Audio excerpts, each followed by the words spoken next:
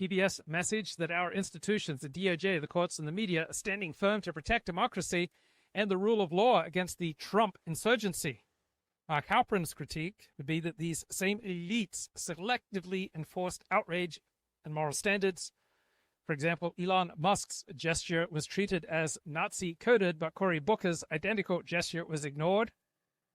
News coverage is not about truth, it's about tribe, the tribe of the dominant ruling liberal elite.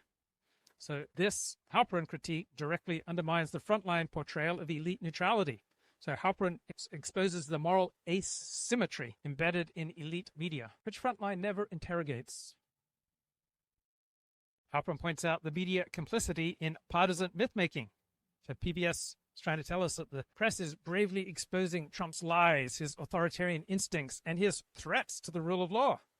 Mark Halperin's critique: the press enabled Joe Biden's deception about his cognitive decline. They helped bury the Hunter Biden laptop story, and they have downplayed illegal immigration violence.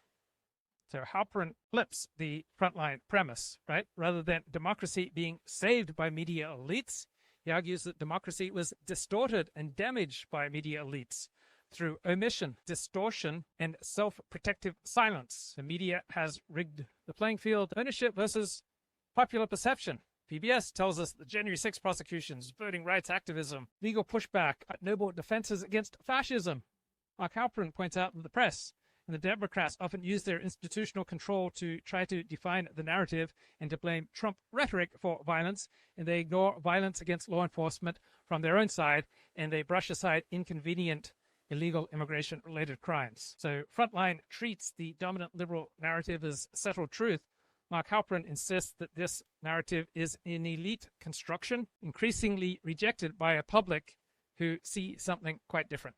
The media has rigged the playing field. They cover for Biden, they cover for Democrats, not just out of bias, but because they fear anything honest that might help Trump. The conspiracy of silence distorting public life and bringing the news media into increasing disrepute. The journalistic elite have masked their own biases and how they often use fact-checking and noble and neutral sounding things like gatekeeping and credentialism to discredit dissent and insulate themselves from their own errors and to protect their own preferences and power. Illegal immigration crimes, that's virtually never covered by the elite media, and the news media's dismissiveness after Trump's assassination attempt shows how disconnected the elite media culture has become from ordinary sentiment.